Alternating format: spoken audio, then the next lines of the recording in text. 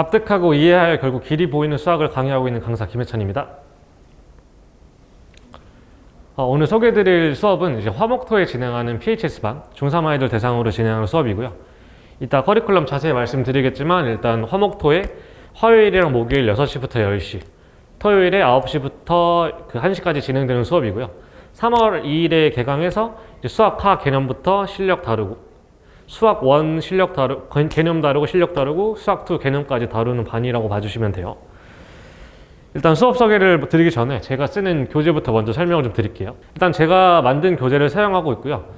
교재에 들어가는 개념들 같은 경우도 제가 다 작성을 했고, 이제 거기 들어가 있는 문제들은 모의고사 기출이 아니고 내신 기출을 좀 실어놨어요. 내신 기출. 그 내신 기출이라 하면 전국 단위 기출 중에서 제가 전부 다 문제를 본 후에 괜찮다고 생각되는 문제들을 좀 실어놨고요. 이 내신 기출을 사용하는 이유는 뭐냐면, 이제 당연히 시중 문제집도 풀어줘야 되는데, 내신 기출은 시중 문제집에는 없는 이제 좀 새로운 유형들이 가끔 나와요. 왜 그렇게 되냐면, 실제로 시험 문제가 출제되는 루트가 그 문제집을 변형하거나 아니면 뭐 모의고사를 변형하거나 아니면 자체 제작을 하시는 분들이 계신데, 그 세 가지를 아우를 수 있는 게 내신 기출 문제라고 생각해서 제가 전국 단위 내신 기출을 전부 다 살펴본 뒤에 이제 잘 실어놨습니다. 그러면 이런 실전 그 내신 기출 문제를 사용하게 되면 아이들이 문제집보다 조금 더 다양한 상황에 노출되게 되고 좀 더 생각의 폭을 넓힐 수가 있게 됩니다. 그래서 이제 내신 기출 문제를 좀 사용을 하고요. 그래서 여기 적혀 있는 대로 실전 개념들을 활용해서 문제를 풀게 되는데, 이 실전 개념들은 예를 들어서 뭐 여기 적혀 있는 것처럼 합성함, 수학 하에 나오는 합성함수를 좀 단순화한다던가, 아니면 수 1에 나오는 등차 수열을 직선화한다던가, 아니면 되게 유명한 뭐 비율 관계라던가 여러 가지 내용이 있어요. 이 중에서는 수학 상에서도 한 가지 내용이 있는데, 그 중에 하나가 수학 하에서 배우는 함수 파트에서 되게 중요하게 다뤄지는, 고등학교 수학 내내 중요하게 다뤄지는 어떤 대칭성에 대한 얘기예요. 뭐 합이 일정하다. 제가 맨날 아이들한테 하는 얘기인데, 이제 그 부분이 아이들이 어떻게 체화됐는지 좀 이따 말씀드릴게요. 그래서 저는 일단 개념 교재로는 제가 만든 시나브로라는 교재를 쓰고 있고요. 두 번째로는 뭐 홀로서기, 세 번째로는 끄트머리라는 교재를 쓰고 있는데, 이제 끄트머리 교재 같은 경우는 심화서다 보니까 PHS반에선 다루지 않고 이제 내신 대비 들어가게 되면, 그러니까 즉 고등학교 내년이 됐을 때 제가 아이들을 만났을 때 좀 준비한 교재라고 봐주시면 됩니다. 그래서 PHS반에서는 시나브로랑 홀로서기로 진행한다. 이제 그 정도 내용 이제 알아주시면 되고, 여기 나와 있는 사실은 제가 쓰는 이제 교재 표지고요. 여기 발췌한 내용은 제 교재에서 발췌한 내용이고, 뭐 왼쪽에 있는 건 아까 말씀드린 비율 관계에 대한 내용, 이쪽에 이쪽에 있는 건 이제 넓이 공식에 관한 내용이고, 마찬가지로 교과서에는 실려 있지 않고 이제 내신 강의를 해본 사람들만 알 수 있는 내용들을 좀 실어놨습니다. 그래서 중학교 아이들이지만 문제집만 푸는 게 아니고 실전 개념들을 좀 같이 어울러서 버무릴 수 있도록 준비를 좀 했습니다. 그래서 사실 이렇게 준비를 하게 된 이유가, 제가 이제 수업을 진행하다 보면 선행을 한 아이들도 받고 선행을 하지 않은 아이들도 받게 되는데, 선행을 한 아이들도 좀 안타까운 게, 선행을 물론 기본적인 개념들은 다 잘 배웠으나 어떤 그런 스킬 같은 것이 부족해서 많이 시간을 허비하는 경우가 많아요. 예를 들어서 뭐 4차 함수 나왔는데 걔를 ax 4제곱부터 쭈르륵 써서 문자를 5개를 쓴 다음에 연립을 막 한다든지, 그런 짓을 하면 정말로 안 되거든요, 그 학교 수학에서는. 그래서 그런 것들을 위주로 잡아주는 수업을 하고 있습니다. 일단 이 내용도 제 교재에서 발췌한 건데, 보시면 크게 나와 있는 문제가 모의고사 기출 원본이고요. 저쪽 3개가 쭈르륵 나와 있는 문제가 이제 실제로 20년도에 나왔던 학교들 기출이에요. 딱 보셨을 때 어떤 느낌이 드실 거냐면, 똑같은데? 라고 아마 생각이 드실 것 같아요. 실제로 풀이 방식을 봐도 똑같거든요. 그러니까 어떤 말씀을 드리는 거냐면, 문제집에는 저런 게 실려있지 않아요. 그러니까 실제로 내신 기출을 반영하려면, 그러니까 트렌드를 반영하려면 5개년 기출을 다 확인한 후에 제가 엄선해서 뽑아놓은 문제들로 공부를 하면 조금 더 효율적인 공부를 진행시킬 수 있다라고 말씀을 드리는 거고, 이 부분도 마찬가지로 발췌를 한 부분이고요. 이게 원본, 저기는 게 이제 실제 기출들입니다. 이 친구들도 마찬가지로 거의 비슷해요. 그래서 지금 말씀드리는 건 모의고사가 생각보다 중요하다. 이 정도 내용. 그래서 제가 쓰는 교재에 대해 말씀드렸고, 이제부터는 제가 수업을 어떻게 하는지 좀 말씀드릴게요. 저는 이제 유형 암기는 좀 싫어하는 편이고, 모든 문제를 논리적으로 생각을 해서 풀기를 좀 원하는 편이에요. 그래서 첫 번째 적혀 있는 것처럼 개념 이해를 바탕으로 문제 조건을 해석할 수 있도록 강의를 목표로 삼고 있어요. 이게 어떤 말씀이냐면, 아까 말씀드린 내용 중에 수학 상에 뭐 이차함수가 가장 중요해요. 사실 이차함수 중학교 3학년에도 나오는 내용이죠. 이 파트에서 이차함수에서 가장 중요한 게 뭐냐면 대칭축에 대한 내용인데, 이거에 대한 내용을 확실히 알고 들어가야 고등학교 때 고생을 안 해요. 물론 수투 들어가서도 고생을 안 하고요. 그러면 제가 여기다 하나의 식을 쓸 건데, 이 식을 보고 만약에 보고 계신 분들이 나 이거 무슨 뜻인지 알아 라고 하면 공부를 꽤 잘하신 거예요. 근데 이게 무슨 뜻인지 모르겠다면 한번 다시 봐보셔야 돼요. 이 중요한 내용을 모른다는 건. 이게 바로 2차 함수를 이해한 거거든요.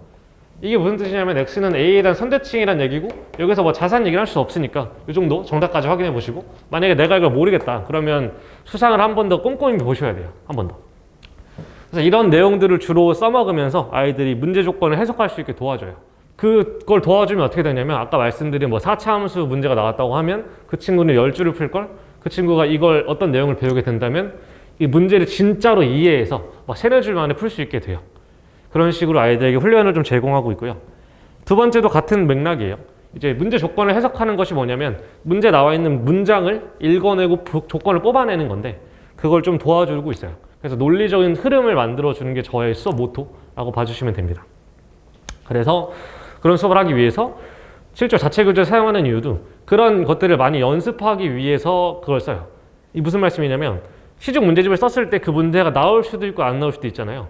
만약 나온다고 쳐도 한 문제 정도 나오거나 2문제가 나오게 되면 충분히 훈련할 연습이 부족해서 저는 제가 만든 교재로 그 개념을 확실하게 이해하고 넘어갈 수 있도록 이렇게 좀 진행을 하고 있습니다. 그리고 세 번째로는 데일리 테스트를 통해서 아이들 매일매일 테스트를 보고 피드백을 주고 있어요. 이때 데일리 테스트는 모두 서술형으로 진행되고 제가 풀이 과정을 전부 다 봅니다. 그래서 아이들한테 이 부분이랑 이 부분은 조금 더 디테일하게 좀 적어줬으면 좋겠다, 아니면 이 부분은 개념이가 좀 덜 된 것 같으니 이런 식으로 좀 더 공부를 해보자 라고 피드백을 주고 숙제도 따로 주고 있습니다. 그래서 4번도 연결되는 내용으로 아이들이 아까 맨 처음 말씀드렸다시피 유형 암기는 정말 극도로 피해야 돼요. 저희가 문제를 읽었을 때 어떤 문제에 대응하기 위해서는 거기서 말하는 조건을 뽑아내고 논리적으로 대응을 해야 되지, 이 문제는 이렇게 풀어 라고 대응하는 순간 이제 맞힐 수 있는 문제가 한정되기 때문에 이런 식으로 훈련을 1년 동안 하다 보면 저런 능력이 어느 정도 향상이 돼서 폼이 좀 올라오죠. 그래서 아까 말씀드린 자체 교재를 사용하고 플러스로 시중 교재도 같이 사용해요. 이제 제가 만든 이제 문제집도 좋지만 당연히 시중에 있는 문제들도 좋기 때문에 개인별로 숙제를 좀 주고 있고요. 그래서 시중 교재 다시 말씀드릴게요. 자체 교재는 우리 수업용과 공통과제, 그리고 개인별 교재는 따로 이제 집에서 푸는 문풀 교재예요. 문풀 교재는 제가 따로 수업하진 않고요. 숙제를 해온 걸 확인하고 오답 체크하고 안 해왔으면 남기고 이 정도 진행한다고 보시면 됩니다. 일단 개념반 기준으로 보통 아이들이 라이트 센을 쓰고요. 뭐 좀 더 잘한다 싶으면 센을 쓰기도 하고 조금 더 잘한다 싶으면 일품 같은 걸 쓰기도 하는데, 저는 일단 센 정도까지만 풀리는 걸 추천하는 편이에요. 왜냐하면 혼자 일품 이상의 교재를 풀 수 있다 치지만 그게 의미 있는 효과로 이어지긴 좀 쉽지 않아요. 아까 말씀드린 실전 개념들이 적용되지 않는 한. 그래서 제가 받을 수 있는 선까지 일단 그렇게 좀 진행하고 있습니다. 그리고 내신 대비 기간 중요하죠. 중3 아이들. 일단 2주 정도 내신 대비를 진행할 생각이고요. 뭐 예를 들어 4월 말이나 5월 초쯤에 아이들 중간고사가 있죠. 그 2주 전부터 내신 대비를 진행하면 선행진도는 당연히 멈추게 되고 이제 중3 기출 위주로 아이들 풀리게 됩니다. 이때 만약에 본인은 선행진도를 나가고 싶다라고 하면 진도를 따로 나가진 못하고 앞에 배웠던 내용들을 복습하거나 본인이 부족한 부분 말해주면 제가 프린트 따로 해주거나 따로 자료를 줘서 좀 공부를 시키고 있고 이렇게 진행되고 있습니다. 자, 3월에 시작되는 반이고요. 수학하 개념 이제 2달 진행하고 수학하 실력 1달 진행합니다. 그리고 6, 7월에 수원 개념 시작하고요. 8월에 수원 실력 들어갑니다. 그리고 9월, 10월에 수투 개념하고 이제 반이 마무리가 됩니다. 이때 수강 모집 대상으로는 선행 여부는 관계없고요. 그냥 수학을 열심히 할 친구들이 좀 왔으면 좋겠어요. 저희 반에 숙제량이 좀 많아요. 그래서 생각보다 따라오기 벅차는 친구들도 있는데 잘 따라와 주고 있긴 하나. 그래서 본인이 의지가 없다면 좀 힘들 수 있다는 점을 먼저 말씀드릴게요. 그리고 7월부터 이제 10월까지는 리마인드 수업이라고 돼 있는데 이건 뭐냐면, 사실 저희가 내신 대비가 먼저고 수능은 그 다음이라서 내신은 일단 잘 봐놔야 아이들이 자신감도 붙고 하잖아요. 그래서 수상을 내가 이렇게 오래 안 해도 되나? 라는 생각이 들 것 같아서 아이들이 불안하지 않도록, 그리고 실제로 실력이 떨어지지 않도록 이제 주에 한 번 정도 리마인드 수업을 해요. 한 번에서 주에 2주에 한 번 정도. 이 수업은 어떻게 진행할 거냐면 아이들별로 문제집을 하나 정해줄 거고 숙제를 줄 거예요. 예를 들어 1주에 탐이 될 수도 있고 2주에 탐이 될 수도 있겠죠. 그 텀 동안 문제를 풀어온 걸 보고 피드백해주고 클리닉해주고, 이건 개인별 문제집으로 진행됩니다. 만약에 개념 수업 때 라이트 센을 풀었다, 그럼 저 리마인드 수업 때 센 B 정도를 풀겠죠. 아니면 내가 개념 수업 때 센 B를 풀었다, 아니면 실력까지 했을 때 리마인드 수업 때 센 B보다 좀 더 어려운 뭐 일품이나 제가 봐줄 수 있는 교재들을 풀겠죠. 그래서 리마인드 수업은 개인별로 수상수화를 반복한다 라고 봐주시면 됩니다. 그래서 실제로 11월이 되면 중3 아이들이 고등학교 반으로 보통 넘어가요. 보통 커리큘럼이 그쯤이 끝나기 때문에. 그래서 직접 11월에 들어갔을 때 수상을 만났을 때 난감하지 않도록, 내가 수상이 탄탄한 상태에서 11월부터 겨울방학까지 좀 더 다른 과목에 치중할 수 있도록 이렇게 좀 진행을 도와드리고 있습니다. 그래서 저희 커리큘럼을 마친 친구들은 대부분 다원에서 높은 반에 이제 상위권 반에, 최상위권 반에도 간 친구들도 있고 상위권 반에 간 친구들도 있고 전부 다 그렇게 진행을 했고 잘 공부를 해서 올라갔습니다. 실제로 작년 3월에 만났던 친구가 정말 되게 열심히 하는데 되게 안타까운 친구가 한 명 있었어요. 정말 열심히 하는데 성적이 정말 안 나오는. 근데 그 친구가 결국에는 수투까지 갔을 때 되게 본인이 그 폼을 살려서 너무 문제를 잘 풀어주고 생각을 하는 걸 보고 역시 내가 틀리지 않았구나 라고 생각했던 일이 있습니다. 그래서 커리큘럼이 끝나게 되면 이제 그래도 아이들이 나쁘지 않은 성적으로 고등학교에 진학할 수 있다 라고 봐주시면 될 것 같아요. 일단은 학생 관리는 이제 클리닉을 주로 진행하는 편이고, 사실 제가 직접 봐야 또 마음이 놓이니까요. 수업 전에 클리닉을 진행하기도 하고 수업이 끝난 후에 클리닉을 진행하기도 해요. 이제 클리닉은 제가 만약에 언제 진행하냐면, 일단은 매번 숙제 검사를 하긴 하나 저희 수업이 이틀 텀이다 보니까 사실 못 태우는 경우도 조금씩은 있어요. 그때마다 남길 수도 있는데, 일단은 한 번 더 기회를 주는 편이고, 왜냐면 학교에서 어떤 일이 있을 수도 있고 이틀 사이에 어떤 일이 있을 수도 있으니까 좀 한 번 텀을 주는 중이고, 그 다음 시간에도 안 오면 뭐 빨리 오라고 시키거나 아니면 남겨서 좀 봐주는 편입니다. 이때 클리닉은 제가 직접 진행하고요.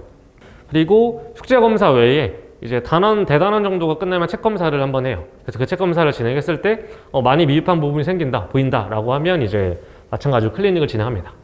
그래서 빠지는 부분 없이 최대한 챙겨가려고 하고 있습니다. 아이들 잘 관리하고 있고요.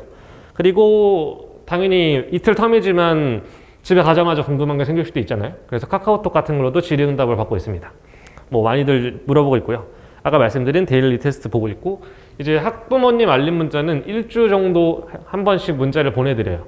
일주에 한 번 보내는 이유는 매일매일 테스트를 봤을 때 보내드리는 것보다 제가 한 3번 정도의 테스트를 진행했을 때 이 아이가 어떤 경향을 갖고 있는지, 잘하고 있는지를 전체적으로 피드백을 드리는 게 나을 것 같아서 그렇게 진행을 하고 있어요. 그래서 저 알림 문자에는 테스트 점수랑 피드백 이 정도 이렇게 진행이 된다고 봐주시면 됩니다.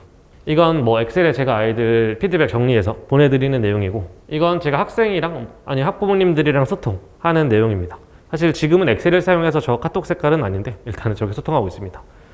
그래서 언제든지 편하게 전화 주셔도 되고, 문의사항 있으시면 당연히 편하게 뭐 카톡을 주셔도 되고 합니다. 네, 설명은 여기까지고요. 감사합니다.